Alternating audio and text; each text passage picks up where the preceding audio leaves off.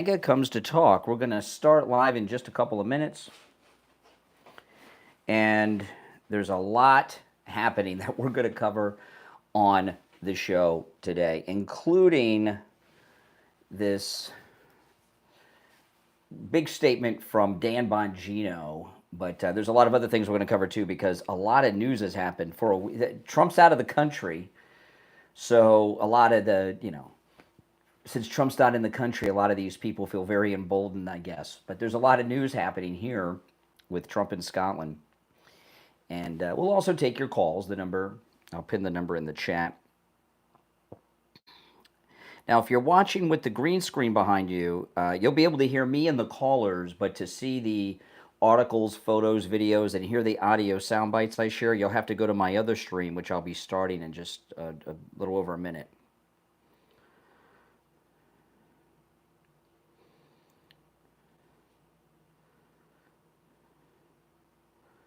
And the number is toll-free no matter where you are listening. All right, there it is. It's pinned in the live stream. There you go, guys. All right.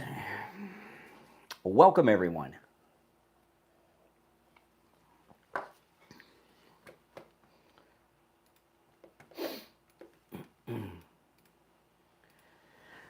Oh, I'm sorry. Less than a minute, we'll be live.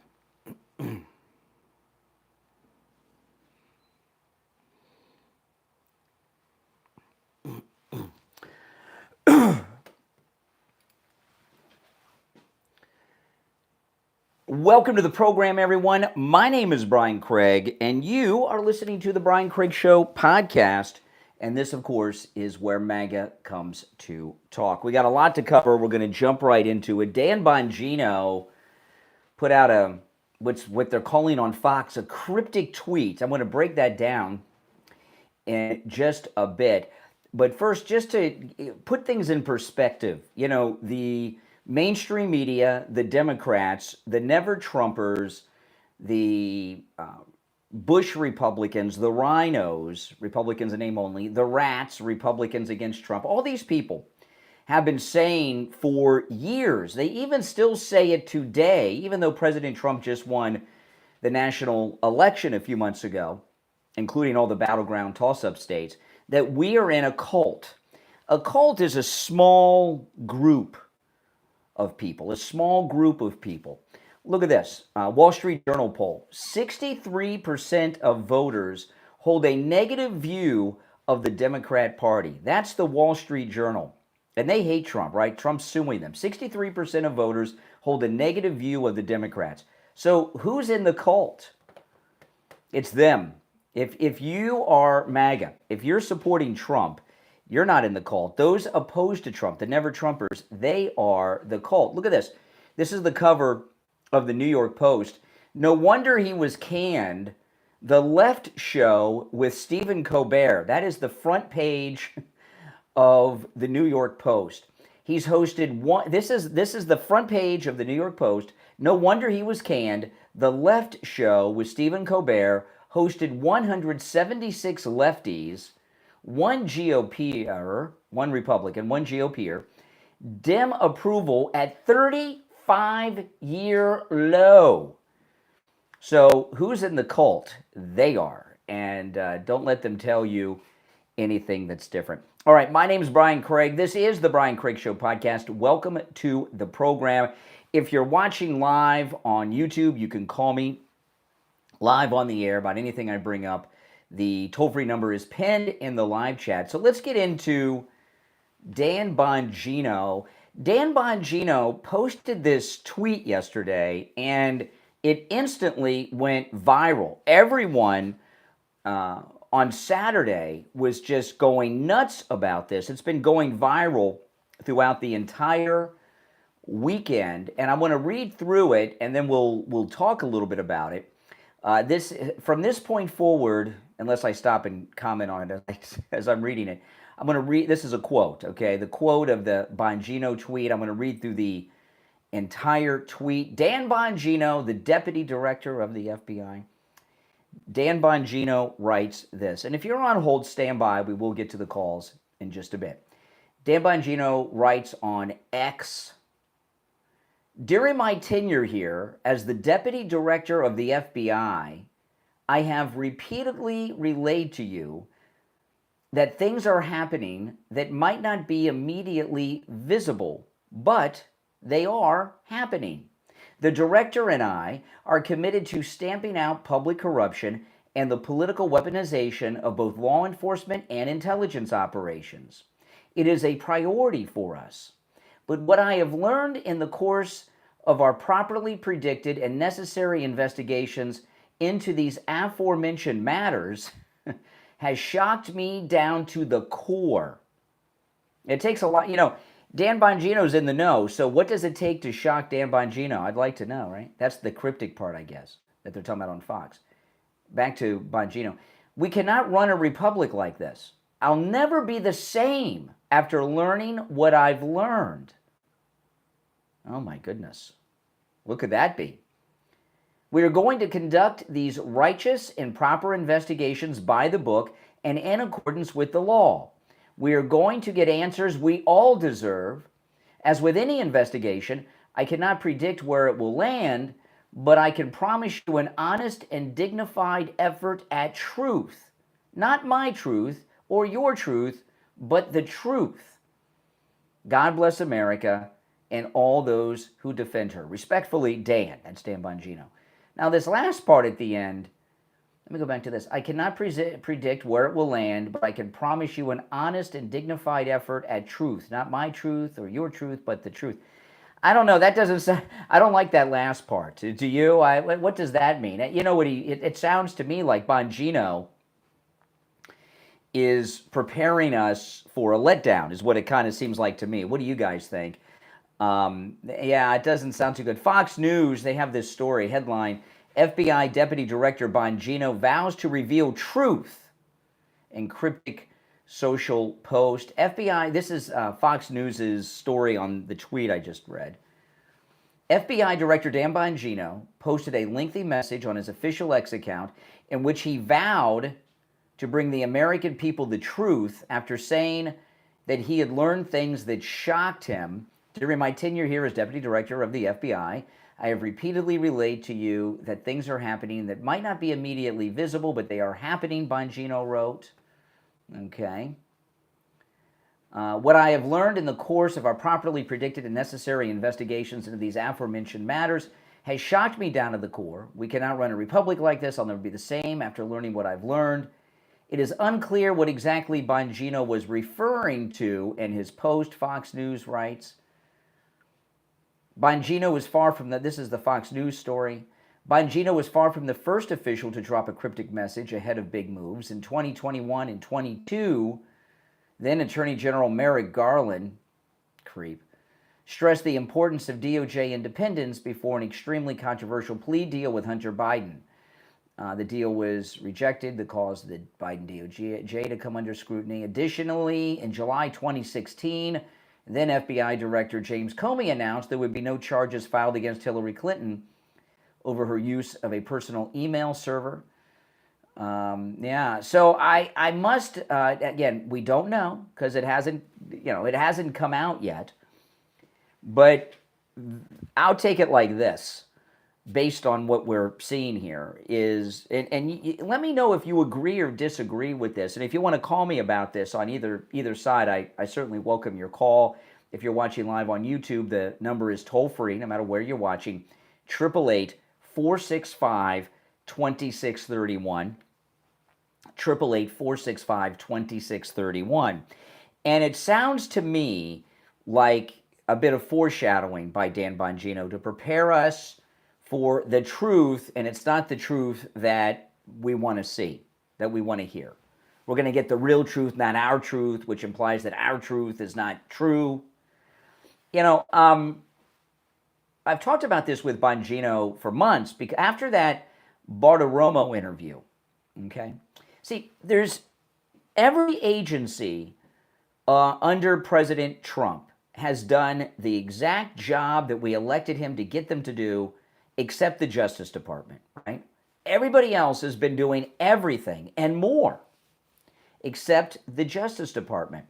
And, you look at Homeland Security, and what do you have with Homeland Security?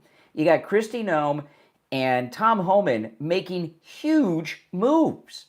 You've got Tom Homan out with federal agents, immigration agents, on raids. We've got Alligator Alcatraz. We've got, other facilities like that being built. We got these deportations, these deals with El Salvador where they've taken.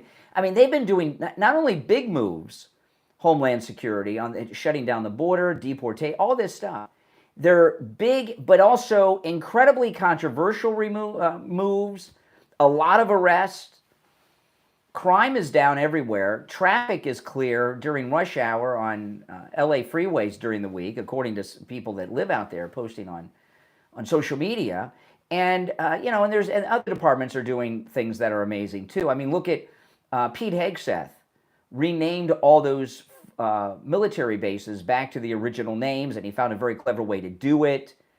He took the name from the naval vessel named after Harvey Milk, and he's changed that name. These are very controversial things, but we're not seeing that from Pam Bondi, Kash Patel, and Bongino. And they're doing the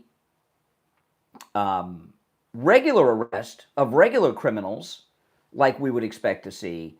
But here we are, 6 months in, we haven't seen a single arrest of any of the lawfare people. Now and a lot of us lost hope with them, completely lost hope. And then about a week and a half ago almost, we got the Tulsi Gabbard files of the Obama coup. So, what we want more than anything is to see Bongino and Kash Patel go out and make an arrest. They're losing confidence. In the early days of J. Edgar Hoover's reign with the FBI, when the FBI became first famous and they were going out and arresting organized crime leaders, some of the famous people they made movies about and stuff, the press started saying, that this happened to J. Edgar Hoover, the press started saying, well, J. Edgar Hoover hasn't made a single arrest. FBI agents have been making arrests, but so Hoover, I can't remember who it was but J. Edgar Hoover went out and made a high-profile arrest personally with the press so they could see that he was actually doing things. And what we need is, like, as an example, after Tulsi Gabbard released all that information that she's released, in a couple of big releases, she put all the files that she declassified up on X, and then she sent them to Pam Bondi. And then she had Tulsi Gabbard earlier in the week. She had this amazing press conference with Carolyn Levitt with the press, and it was amazing, right? She had the whole chart of the crimes and the criminals and the conspiracy and everything else. We got an announcement that Pam Bondi was appointing this strike force, but where's the press conference with Pam Bondi, Kash Patel, and Dan Bongino over the lawfare people? We haven't gotten anything. And, and I believe that most MAGA people have lost confidence in that entire agency. And when I say agency, I'm talking about the Justice Department. Why haven't they had a major press conference? They did some very bizarre weekly interviews. That Bartiromo interview that Kash and Bongino did together, and then they did some separate interviews. Kash went on Brett Baer, I think it was. And then Bongino went on Fox and Friends, and that's when he slipped and says, my wife and I are divorced. And then he said, well, we're not divorced, we're just living apart, and I'm staring at these walls in my office all day. And then Kash went on Joe Rogan wearing a hoodie and didn't, much. And then we get all this stuff from Tulsi, and it's been like 9-10 days. Where's their press conference? Where are the handcuffs? They've had plenty of time to do a very high-profile investigation into someone like Judge Mershon and the daughter with all the fundraising, as an example, right? In that case in New York. Where's the team? See, my expectation when President Trump announced Kash Patel, people were excited because he's been on all these interviews the last 4 years talking about everything. But then when that announcement came down that the deputy director was going to be Dan Bongino, all MAGA people, we all were so excited because we listened to him, and he's been talking about these big things every day on his podcast, on his radio show the last 4 years. In fact, he was so adamant about all this that they took him off Fox News because he was promoting this whole thing of what has to be done with Butler, the lawfare, everything. And I believed, and I don't think I'm alone in this, I think most Trump supporters, most MAGA people believed that Dan Bongino was going to be to Kash Patel and Pam Bondi what Tom Homan is to Kristi Noem. That this guy who said, I was a New York cop, was a federal agent, Secret Service, presidential detail, that he was going to be out there leading a team against the lawfare people. And they haven't done diddly. Or is it diddly? Is it diddly or diddly? Whatever it is, they haven't done squat. I think we would agree on that one, right? And Dan Bongino, see, this is another thing about Bongino. And believe me, I want them to succeed. I want them to succeed. But, okay, so Pam Bondi sent out a press release about a strike force. Who's leading that strike force? Who's on that strike force, and what are they doing? And how is it different than an independent counsel? And yeah, I mean, and now again, they could make an arrest tomorrow, and I'll say, hey, I was wrong about everything, and I'm very excited. But when you go back and watch Bongino on that Fox and Friends interview where he slipped and said he and his wife were divorced. Oh, not divorced, but we're living apart because I'm in Washington and she's in Florida. I've mentioned this to you guys many times, and when marriages are in trouble, okay, and he's obviously, his marriage is on the rocks, but from the Fox and Friends interview, that's the way it is. If you saw that interview a while back, I've played it a couple times. So I'm not going to pull it up now. Two things cause marital troubles. Obviously, an affair, but that's not in play here. The other one is money, financial issues, right? Those are the two main reasons that people have marital problems. And I've told you guys this time and time again. It was reported when Bongino was picked to be the deputy director of the FBI, it was reported that he was making, it was estimated that he was earning $1 million a month from his podcast and his production company. That's gone now. Whatever income they're making is a small percentage of that. And that's causing problems because people live at their income level. And someone who's new money, like Dan Bongino, you don't know what live... I know that they spent millions of dollars building his studio here in Florida. They built I don't know how he got conned into doing this, but they spent a lot of money, they renovated a closed down fast food restaurant and turned it into basically a television studio. And it was too much. He didn't need such an effort there. But you don't know what their financial situation is, and you don't know how many people in their family that they're supporting when they reach that income level. And I believe that Bongino is a man full of regret. I don't think he wants this job. I think he wants his old job back. And I think he may have gotten to this point, unless now again, every time I talk about this, okay, every time I talk about this, I do the disclaimer. They could make an arrest tomorrow and we'll all be good. And I'll take back everything I said. But, I mean, how long are we going to wait? We're going to wait till 2028 and say, well, he did, come on. President Trump reacts to public response. A lot of this thing, like the meeting with Maxwell, with the Deputy Attorney General the other day, that was all a reaction from people, and Trump reacts to your reactions, my reactions, all of us in MAGA world. Not seen that from the Justice Department.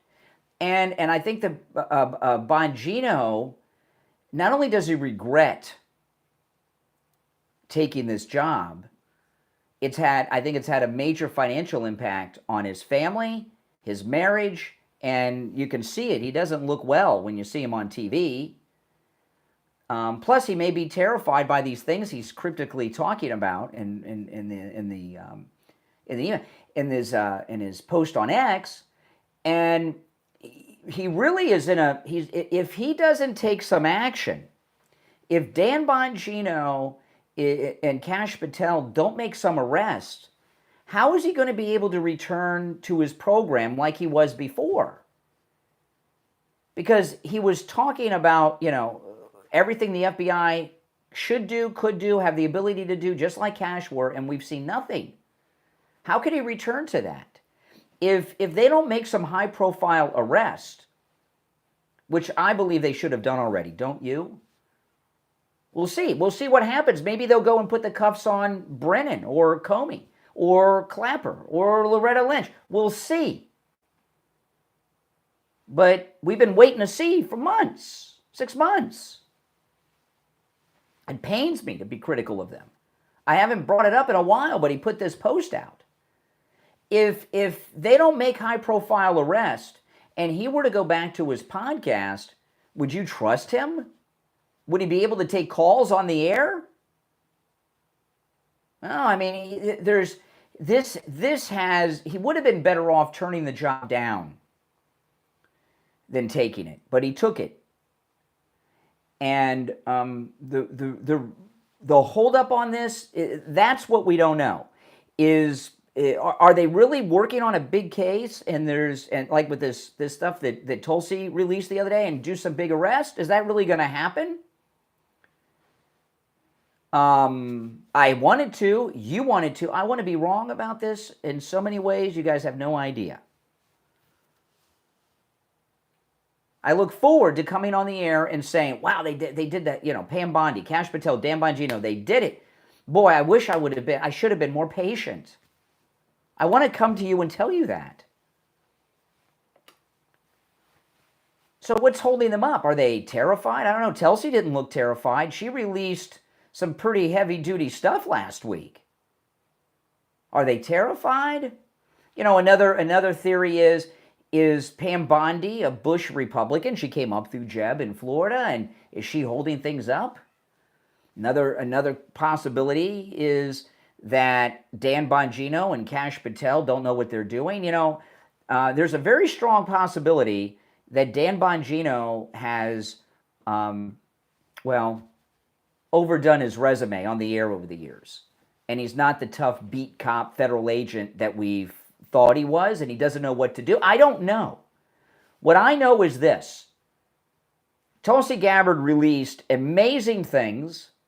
She had an incredible press conference. She defended what she did, took any question that was asked from the lying fake news media, and these guys haven't done squat.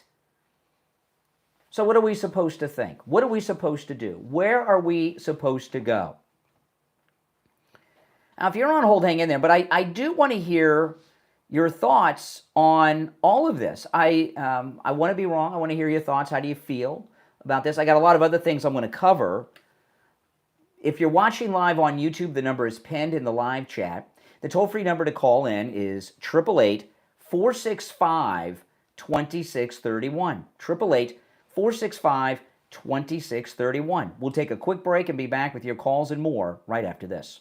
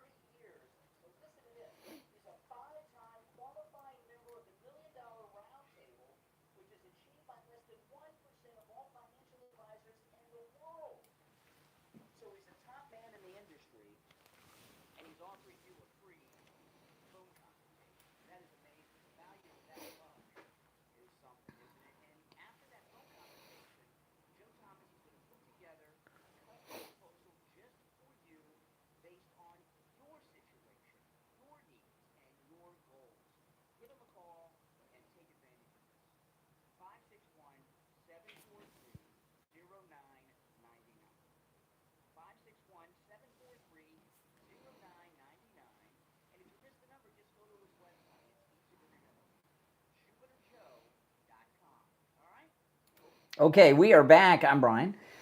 And let's take some calls. 1-888-465-2631. You're on the air. What's your name? Where are you calling from?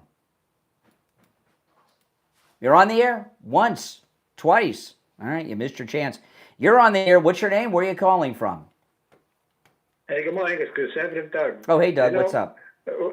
What Bongino is doing is a typical thing that the Department of Justice likes to do.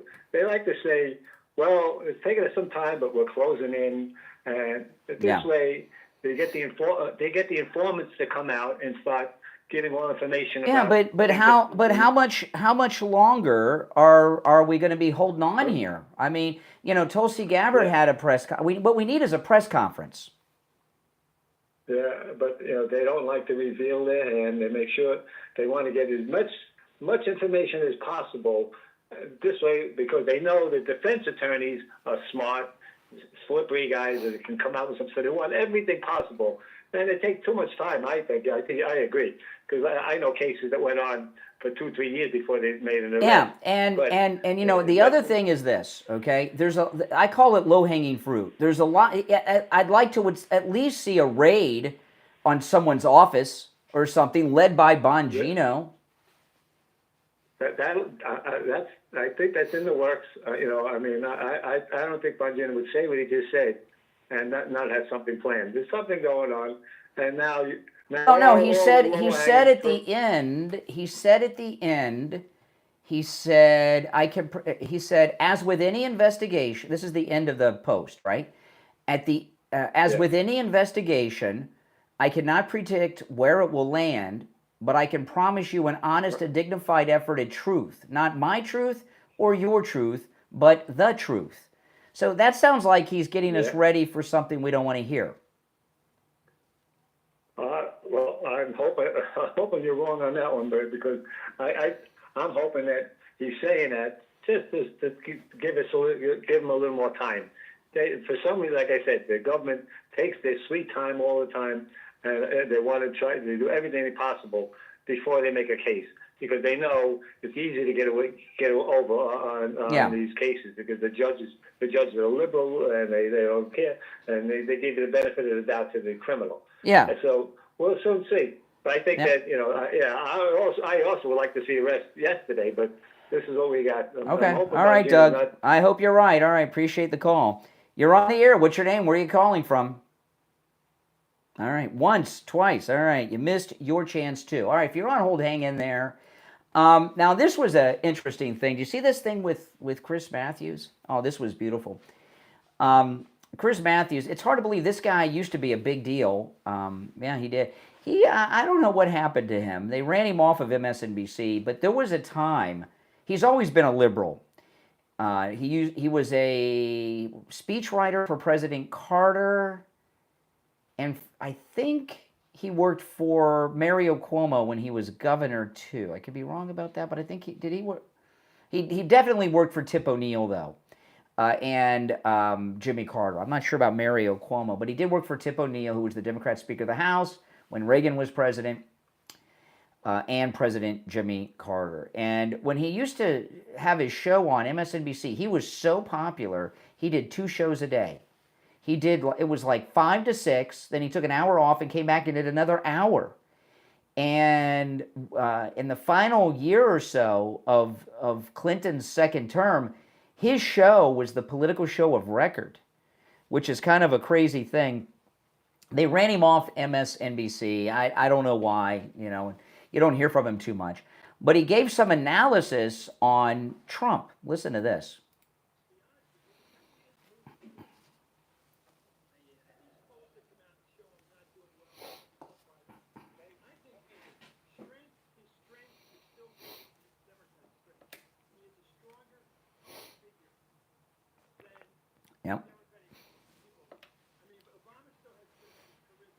Yeah, right.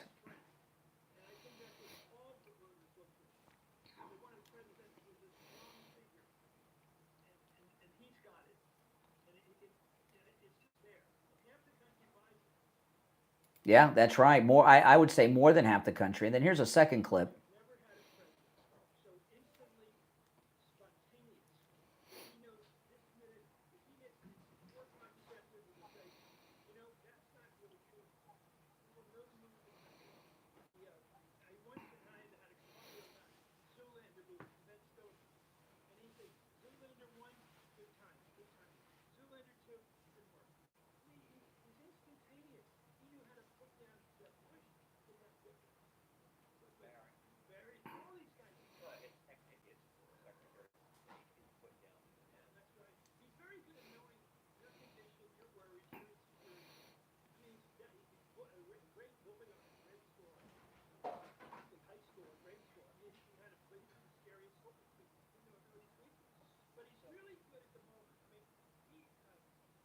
Yeah.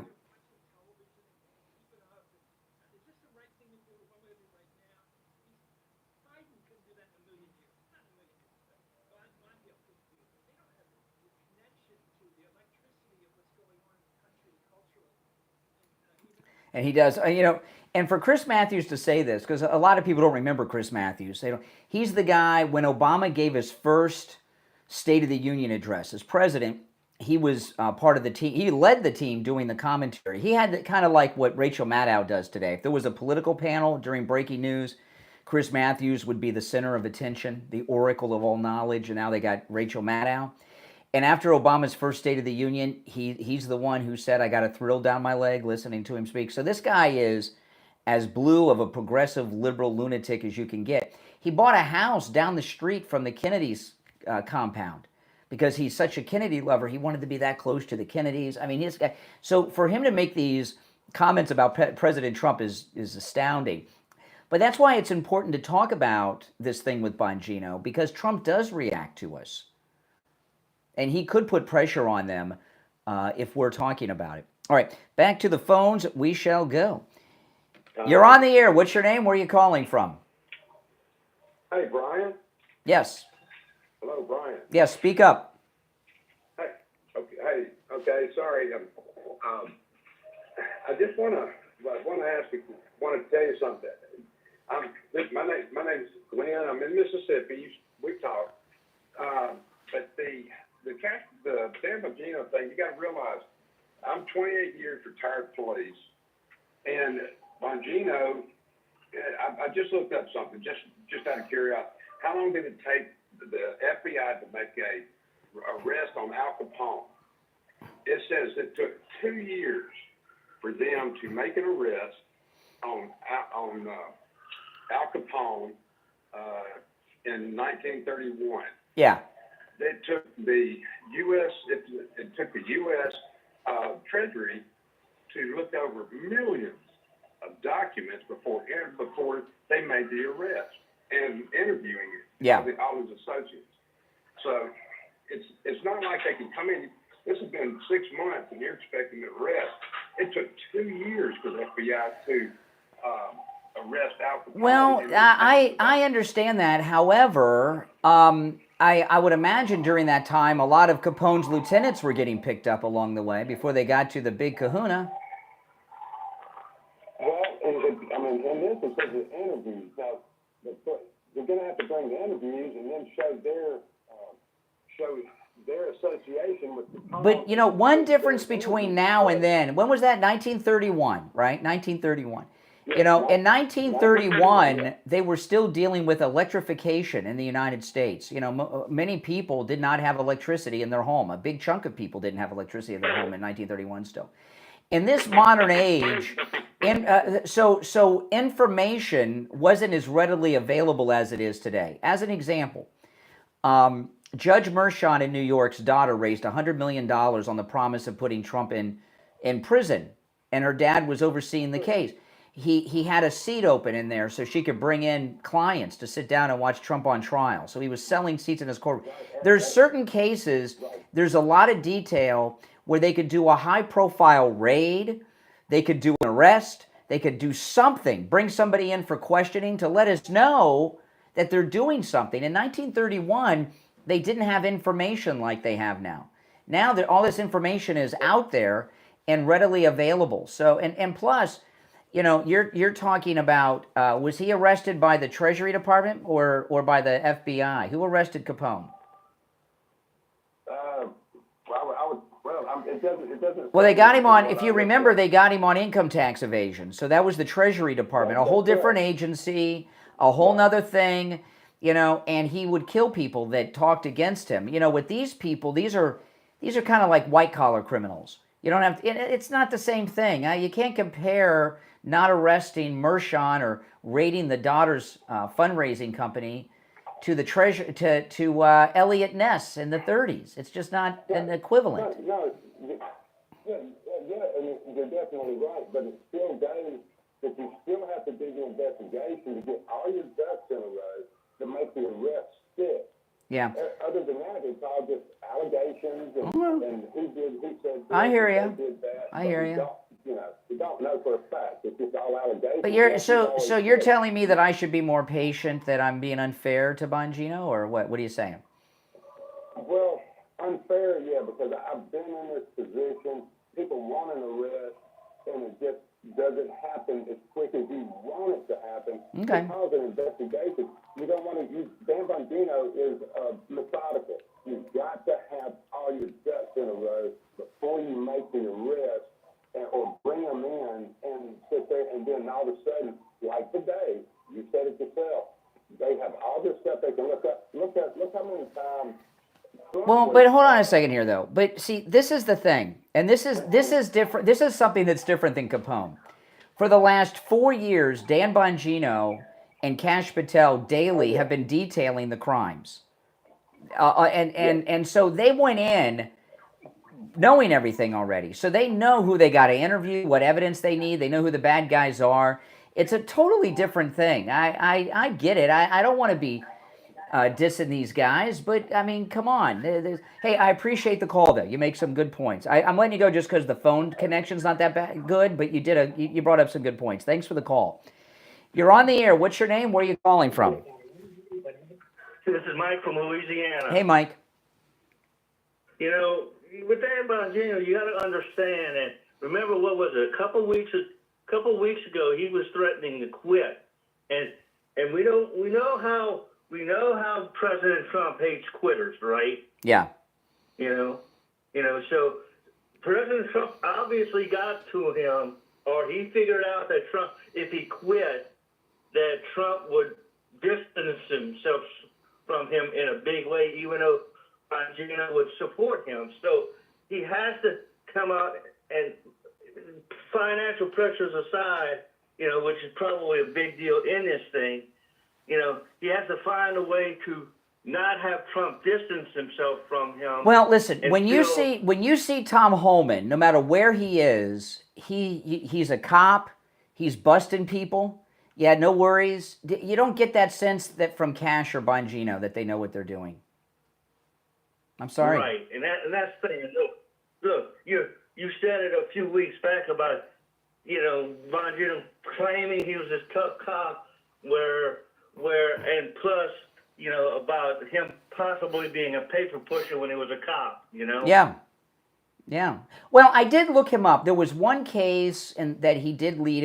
There was some fraud case he led that had something to do with rental car companies. There was a fraud case, but you know, I'm just I don't know. I'm just losing patience. I'm sorry. I'm not going to apologize for it. You know, we need some results. We need some results, and there's too many bad guys to not. And like as an example, one of the things that I made that documentary about the golf course assassination attempt on the president. If Dan Bongino took a team and reopened that case to find out how that happened that day, there's so many things, and he hasn't done a thing, at least not that we've seen. Absolutely. I mean, all he would have to do, you know, all him or Kash would have to do is take a look at your documentary and say, okay, there's Yes. something here. That's right. Yes, That's right. Dan Bongino needs to watch my documentary. I agree. Everybody should watch it, by the way. All right, let's go. You're on the air. What's your name? Where are you calling from? Hey, Brian, good morning. It's JJ from Mass. Hey, JJ, what's up? Well, I think Bongino, a lot of this to me has everything to do with expectations. Like Trump, when he went in the first term, he had expectations of the swamp. And if you remember, a couple of years in or whatever, he was making comments about, I knew it was bad, but I didn't know it was this bad. Yeah. So, Trump had that expectation, and then he had the realization. Bongino had expectations, and then now he's having, he's having his Trump moment. Okay, and the same for MAGA. I think MAGA's expectations in some cases are somewhere over the rainbow. There's some gopher hunts going on down a rabbit hole here. Because the FBI, the same FBI that went through the First Lady's closet and her lingerie drawer and Barron's room, machine guns at Mar-a-Lago, it's yeah, but see, this last line of his tweet, okay, I read this again. I read this to Doug. I'll read it to you. This is Dan Bongino's tweet that everyone's talking about that went viral. Here's the last line. As with any investigation, I cannot predict where it will land, but I can promise you an honest and dignified effort at truth. Not my truth or your truth, but the truth.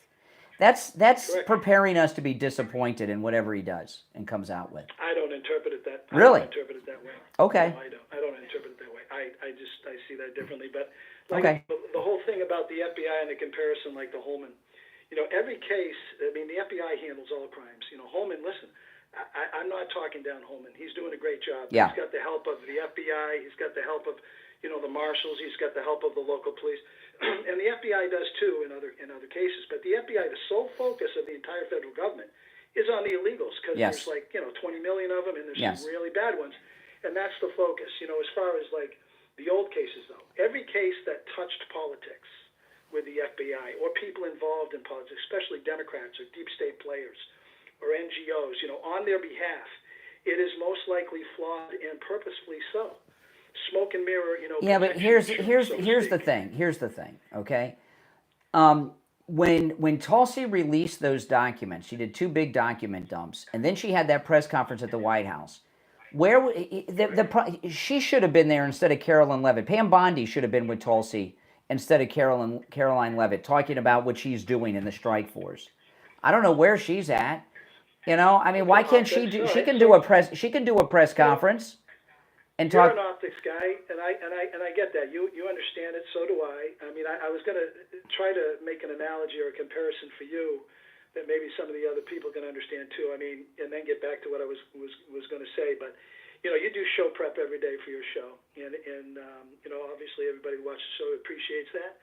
But there are many times the show goes in a different direction. And at the end of the show, I didn't get to half of my prep. Yeah. Now that's you prepping your show, right? That's you prepping it.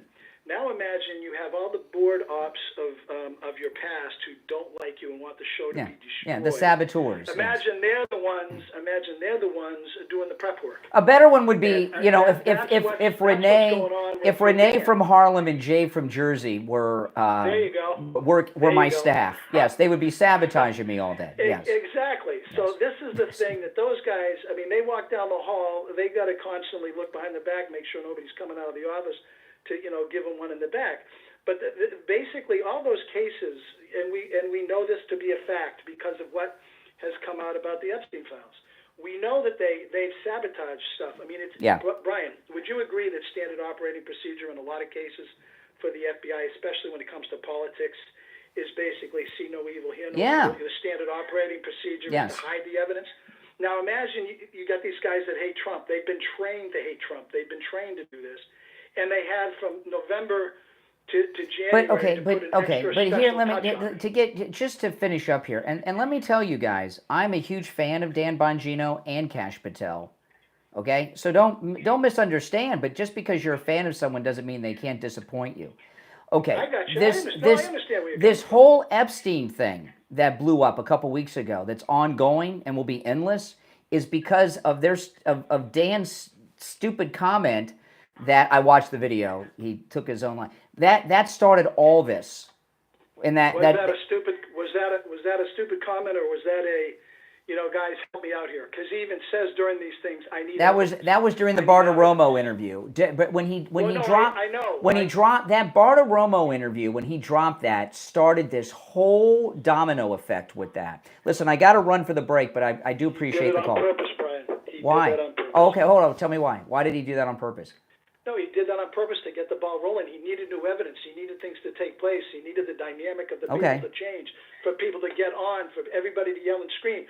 The Democrats don't want this to come out because the entire Epstein thing, Brian, 99.9, if not 100% of the people that are on that list, whatever the list is going to be, it is full of Democrat heavy hitters. It's full of look at that interview that Kevin Spacey did the other day. I mean, that about Bill Clinton on the plane with the guy. That was amazing, and it's being suppressed. But I'll tell you what.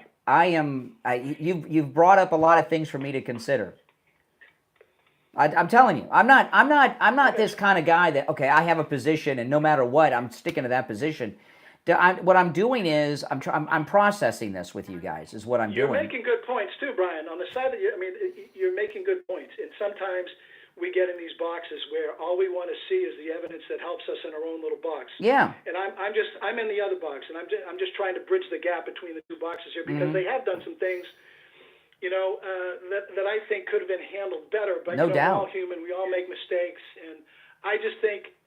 We are hitting, like I said, 999 home runs out of 1,000. We are doing so damn good. All right, listen, I gotta run, but I do appreciate the call. Okay, we'll talk soon. All right, if you're on hold, stand by. If you'd like to call in, if you're watching live, you can call in. The number is pinned in the live chat. If you're watching on live on YouTube, 888-465-2631. 888-465-2631. We'll be right back.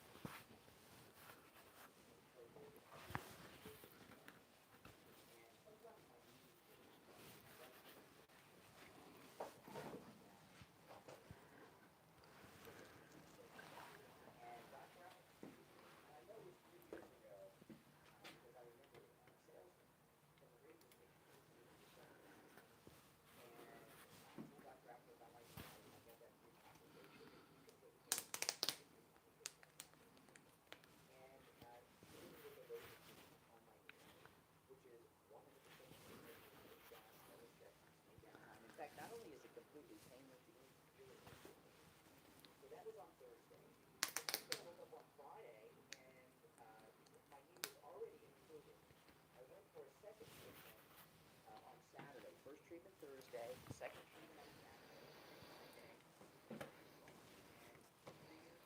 coming in August.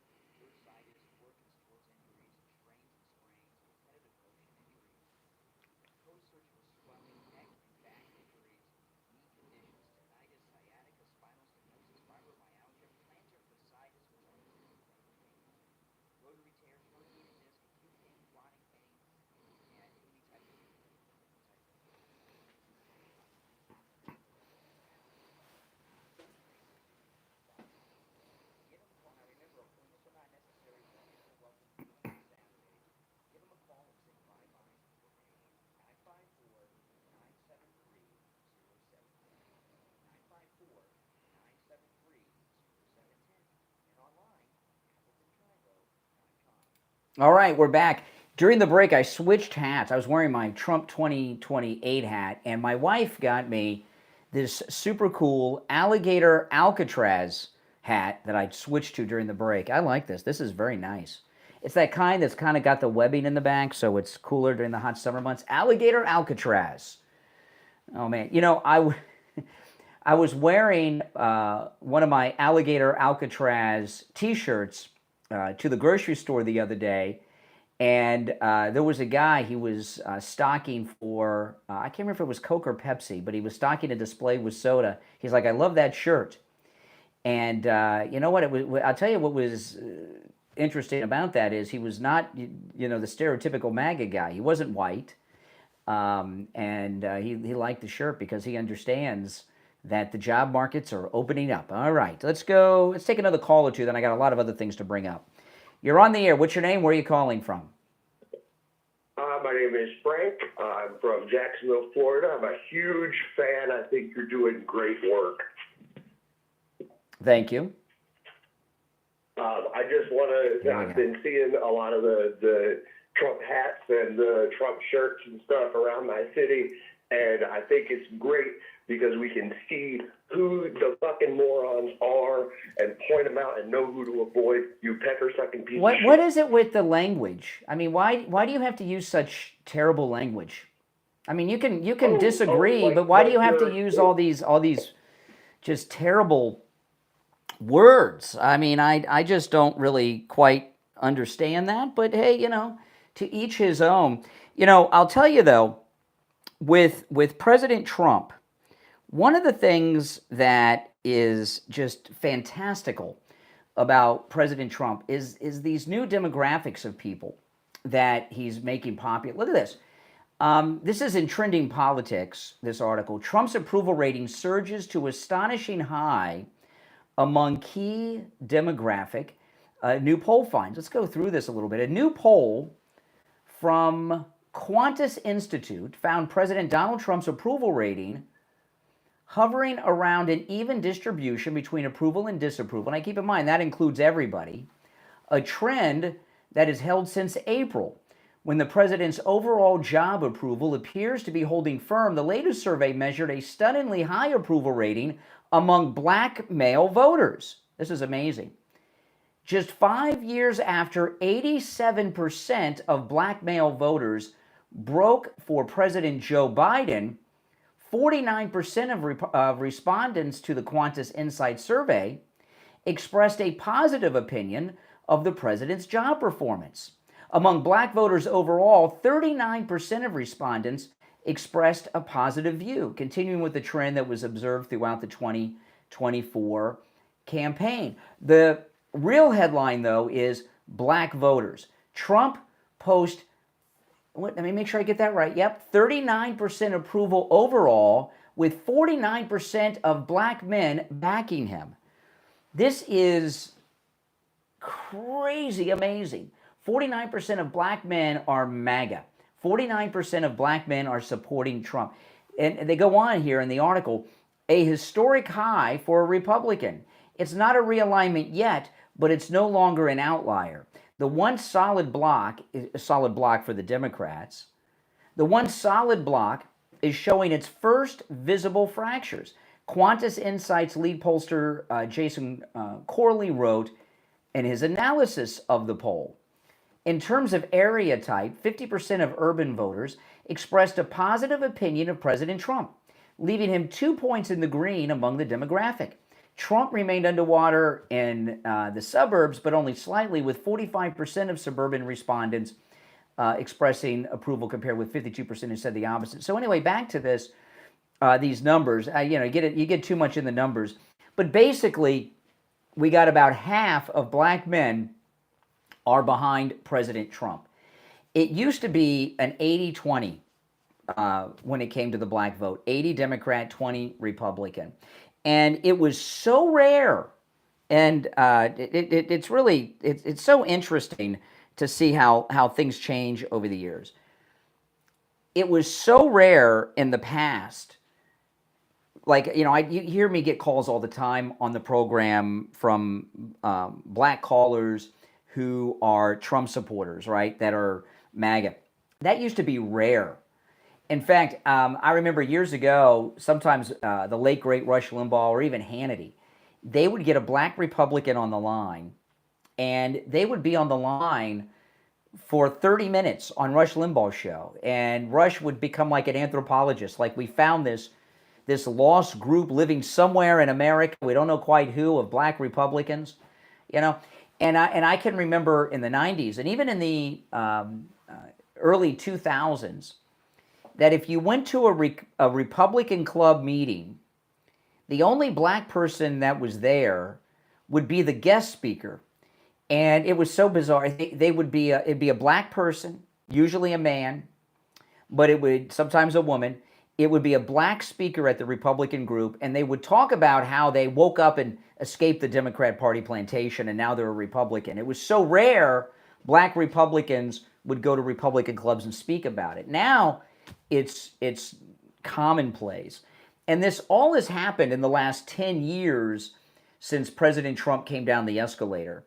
And this is a good sign moving forward for Republicans in general, because, you know, the Democrat Party, we've known, you know, listen, that poll I started with from Wall Street Journal, they're in the tank. And what the Democrat Party has been for a long time is they're kind of like the UN, a loose collection of groups, organizations, demos, and ethnicities that don't like each other, but they join together in their hate against the man. And when you go to those groups and you shave off just a few percentage points, the Democrats are done.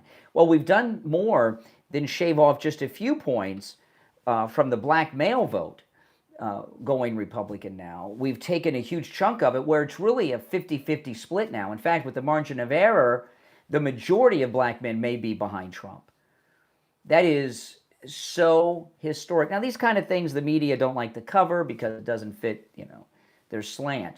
You're on the air. What's your name? Where are you calling from? Yeah, Jessica. Yeah, the last guy that called JJ Mass, I agree 100% what he said. We just need to be tread on light water. I know we always come to judgmental. I know I think he's over his head. Didn't think he would be, but he is probably. Trump might pull out Bondi sometime too. Too bad he didn't put Judge Janine in for that position. So she, you know. I don't know, you mean for attorney? Well, Judge Janine is just about to become the permanent U.S. attorney from D.C. Yeah, she got out of committee the other day. Yeah, now it's going to go to the whole Senate. You know, and what I'm hoping is excuse me, slow down. What I'm hoping with Judge Janine, because she's in D.C., is that Pam Bondi, Cash, and Bongino have been waiting for Judge Janine to get the permanent slot, and she'll take the lead in these prosecutions as the U.S. attorney. I hope so. I know. I hope so. She's a ballsy woman, you know. She has that in New York. I'm surprised that Trump picked Bondi. I have no idea why he picked her. He wanted to stick with Florida people. I don't know, but there's so many better choices that he could. Well, there's always somebody better, except for Trump. I mean, no matter what job, no matter who you pick good people. You can always find someone better. I mean, that's, you know. I just hope, I don't want to, I hate anybody, I'm on the outside. I'm these damn woke right people with, like Benny Johnson and some of these idiots that went all in on this Epstein thing. I'm like Trump. Let's get away from it. Let's go. I feel sorry for him. He's stuck because too many. I hate that these stupid people like Benny Johnson, some of these libertarians like Dave Smith. Well, I'll tell you, the caller earlier made a good example with what Cash and Bongino were dealing with. They got a staff at the FBI of saboteurs. It'd be like me having Renee from Harlem running my back end here. He'd be sabotaging the show, agree. Right? Yeah. He made more sense than anybody did the whole week. I agree to everything he said. And let me tell you, by the way, hey, thanks for the call. And I'll tell you, I mentioned this to him. Listen, a lot of people that do shows like this, they take a position and they'll stick with that position until, if new information comes out or one of you call and bring up some things that, I didn't think about it that way. I did not think about it that way. So I'm always open to changing my mind or having new information brought in. And that's a good thing. Now, moving on, if you're on hold, hang in there. And if you'd like to call in, please do. The number's toll free, 1-888-465-2631. If you're new to the program, my name is Brian Craig. This is the Brian Craig Show podcast, where MAGA comes to talk. I live stream every day of the week, and when I'm in one of the studios, I take live calls like I'm doing right now. Okay, so this communist Muslim guy that's running for mayor, he calls himself a socialist, but come on, give me a break. It's like that old interview that Elton John did on Donahue where he said he was bisexual. Did anybody believe that? I think didn't Boy George used to tell people he was bisexual? I don't think so. Socialist is the closeted communist. Although I don't know how closeted he is when he's talking about taking over the grocery stores. He just, he is so not one of us. What I mean is an American. He just got married in Uganda. Now, I know he's originally from Uganda, but this is one of those things that the media are going to want to cover up. He didn't have a normal wedding either. He had a very lavish bash. This is in Fox News this morning, and it's being carried elsewhere too. I think the New York Post had an article on it. The New York City Democratic mayoral nominee Zohran Mamdani reportedly celebrated his recent marriage this week with a 3-day-long exclusive bash in his native Uganda that included masked military security and a cell phone jamming system. What? Now, why are the security people masked up? Because the Democrats have been telling us that ICE should not be wearing masks. Why did Zohran at his wedding have masked security? And have you ever heard of a wedding where they were jamming cell phones? When President Trump married Melania in Palm Beach, they weren't jamming cell phones. Why was Zohran surrounded by military mass security at his wedding and had cell phone jamming systems in place? And how did he pay for all that? Who's behind this? The party took place at his family's private compound in the East African country of Uganda, in a wealthy area outside Kampala, the capital. Oh my goodness. They have a compound over there? The socialist candidate eloped. He eloped? Seems like a lot of planning and extravagant security and everything, and cell phone jamming. That elope means you just ran off and got married. This is not eloping. This is hiding from the media, is what this is. The socialist candidate eloped with illustrator Rama Duwaji, with whom he lives in an apartment in Queens. Okay. Outside the Mamdani house were more than 20 Special Forces Command Unit guards, a military platoon, some in masks. This is from the New York Post. And there was a phone jamming system set up, and all for the strictly invite-only Zohran wedding event. One gate had around 9 guards stationed at it. Yeah. Does this sound like a man of the people? Last Sunday, he posted in a video on his X page that he was going back to Uganda. I'm heading there in a personal capacity to celebrate Rama. Is that Ramadan? I don't know. Is Rama short for, is it like Christmas when you X-M-A-S? I don't know. He says, I'm heading there in a personal capacity to celebrate Rama and I's married. Oh, Rama is his bride's name. Okay, I thought it might be short for Ramadan. Okay, to celebrate Rama and I's marriage with our family and friends. Okay, is she named after Ramadan? But depending on your perspective, don't worry, or I'm sorry, I'll be back by the end of the month. See you soon, New York City. On Tuesday, buses, several Mercedes, and a Range Rover bus partygoers into the celebration, according to the New York Post. They enjoyed music, food, dancing, and when the bash was over, Zohran's personal security reportedly appeared to take over as the military guards left. He has his own private security unit? Yeah, this is the man of the people. The celebration came at the same time Uganda was mourning the death of their Supreme Court judge, who was a neighbor of Zohran's family. Oh my goodness. So they don't just have a compound in Uganda. They live next door to the Supreme Court judge. Come on.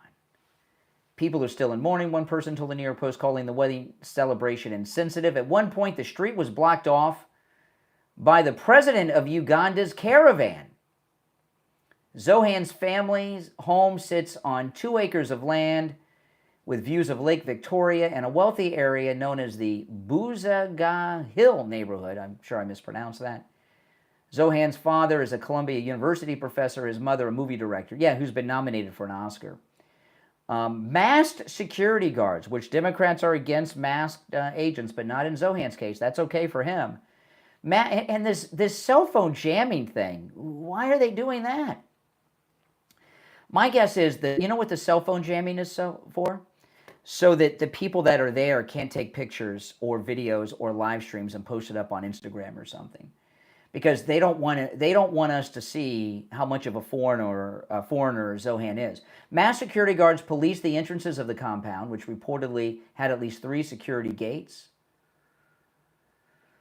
The U.S. State Department, in its travel advisory on Uganda, urges Americans to reconsider travel to the country due to the threat of crime, terrorism, and laws targeting persons on the basis of sexual orientation. Zohran was born in Uganda but moved to New York when he was 7, and that's when he went to that $69,000 a year school. I mean, come on, guys. Come on. Is this the man of the people that were being presented? You're on the air. What's your name? Where are you calling from?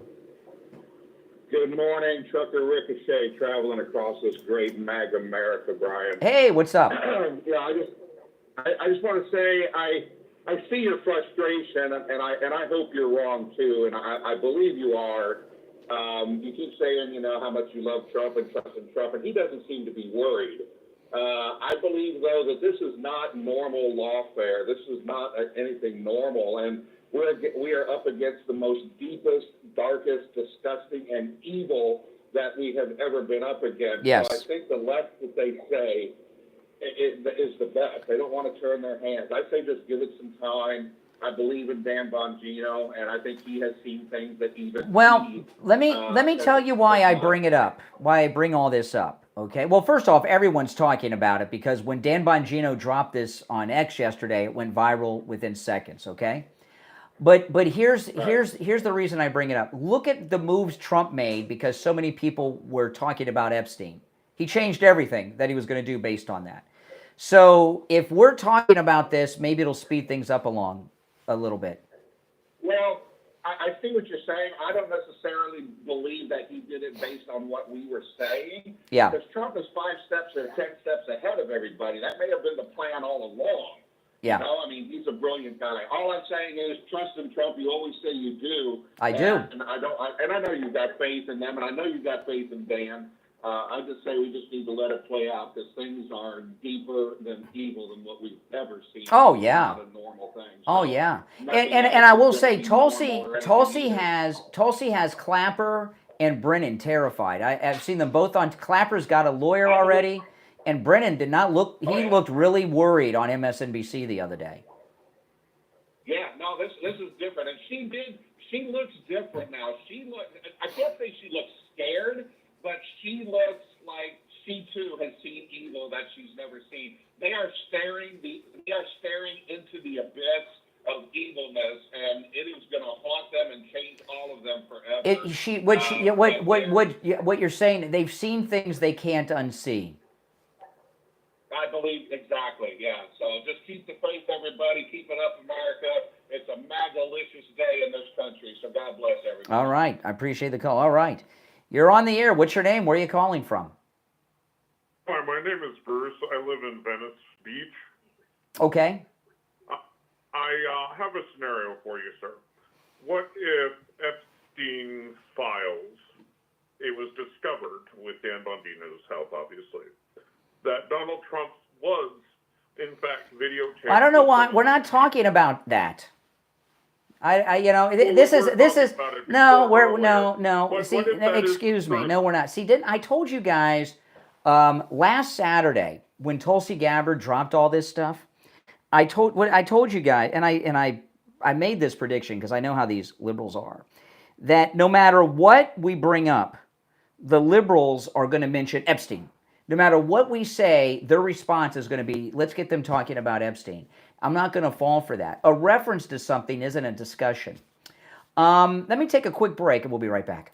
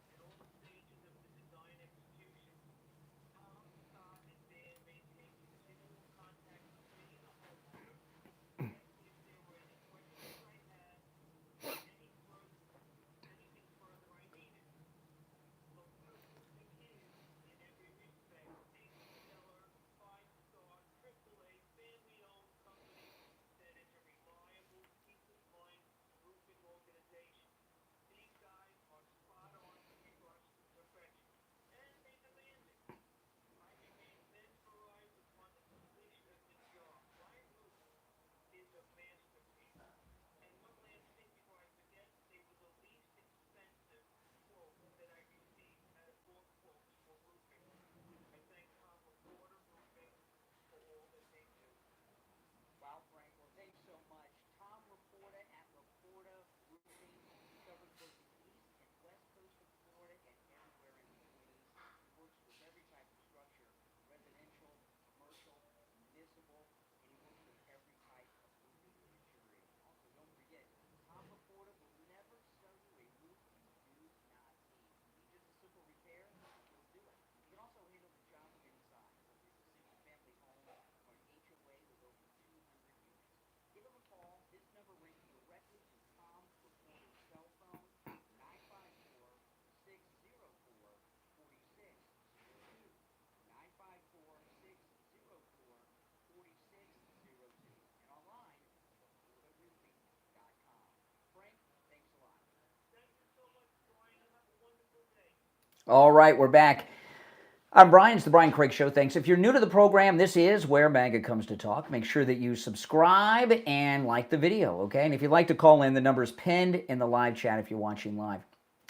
On Fox, they had a whistleblower from the Department of Health and Human Services. And I got to tell you, President Trump's done amazing work at the border, and she really breaks down some stuff. Listen.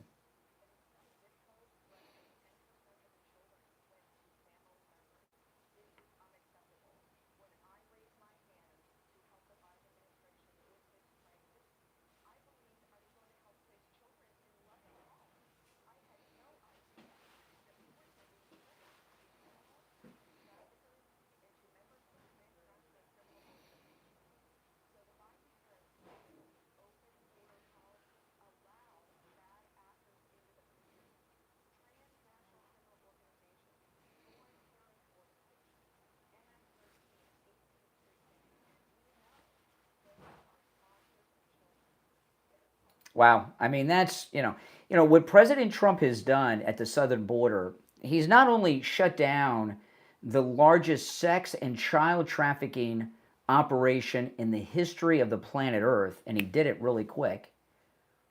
He's also shut down the largest slave passage as well. And not enough credit is given to him for that incredible work that he's done down there. One day we're going to wake up and find out that the Great Wall of Trump has been completed, and he's going to go down there for a big ceremony. He's sitting on that. He's waiting. You notice nobody talks about the wall, and they've been working on it since his second term began.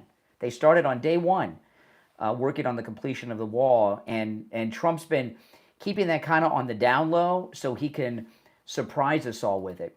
I wanted to play the Democrats are done. I mean, they're done. Here is AOC, and she, AOC is in large part responsible for the Democrat Party being out. She started this democratic socialism nonsense.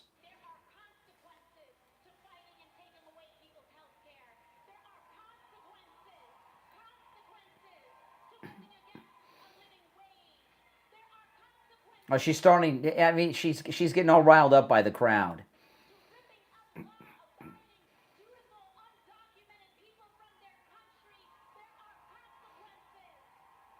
Yes. Okay. Now there's a. You may have seen this. Have you seen these guys from? She's talking about rounding up people, right? Have you seen these guys that they're calling them whistleblowers? Guys inside Alligator Alcatraz that have been calling the media about the conditions there. Some of them say they're just torture conditions, lights on 24 hours a day. They complain about the food. They complain about this. They complain. Have you seen this?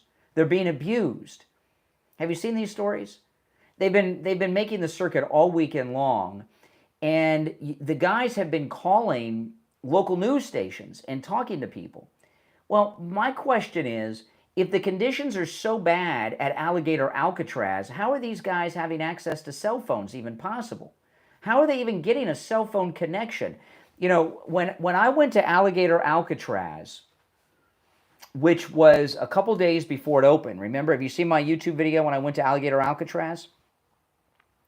I could not get a cell phone signal on my phone. It's part of the video. I had to use my walkie-talkie to contact my wife, if you've seen the video. How are these guys able to... See, I got a couple questions about this. Number one, if the conditions are what they say, how do they have cell phones? The second one is this. When I was down there and couldn't get a cell phone connection, it was before the facility opened, a couple days before. Now that it's open, there's a lot more people there and personnel. So whatever cell phone area towers there are being overworked. How can they get cell phone signals to the local media from Alligator Alcatraz? And when I was there a few weeks ago, I couldn't get a cell phone signal when there was no one there. If you saw the video, very few people there when I was there. So my point is, are these people really in Alligator Alcatraz, or are they just saying that they're in Alligator Alcatraz?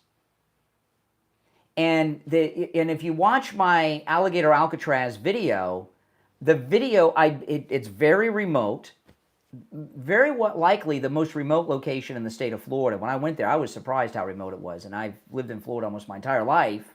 I've driven this entire state mostly. I could not get a cell phone signal on my phone. So how are these guys getting cell phone signals? I would say that they're probably not there.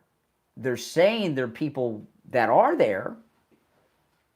They're saying they're there, but I don't think they really are. And if the facility is the dungeon that they tell us it is, how do they have access to cell phones or any other kind of phone to call the media and gripe? The whole story stinks, but the media, they all hate Trump, even the local news that started this story. So they promote all kinds of garbage out there that's not true. All they care about is, how can we try to turn people against Trump on this particular day?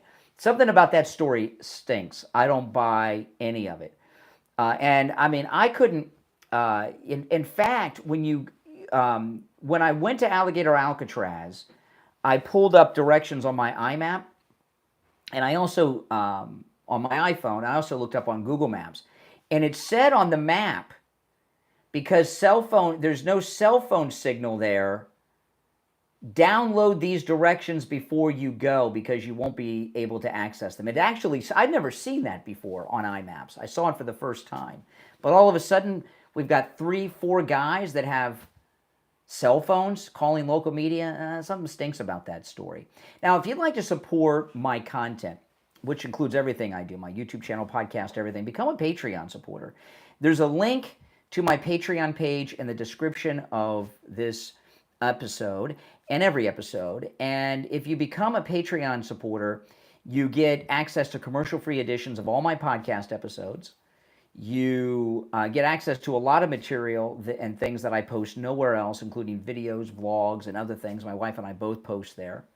And if you're a top Patreon supporter, you get your name up on the screen here on YouTube, and you get a thank you shout out on each and every podcast episode. So the names you will hear now are my top Patreon supporters. I want to thank SFjr, Christine, ETW, Chuck, Pamela, Nick, Wesley, Doris, Heather, David, Maria in Texas, Alice, LeeZep, Shawna, George, Brandon, John, Frank, Dale, Tina, David, Laura, Rob, Wes, Sue, and Janice. These are my top Patreon supporters. Thank you so much. Again, there's a link to my Patreon page in the description of the episode, and the direct URL for the website is patreon.com/real Brian Craig Show. Patreon.com/real Brian Craig Show. All right, guys, thanks for tuning in. My name is Brian Craig. This is where MAGA comes to talk. I'll talk to you next time.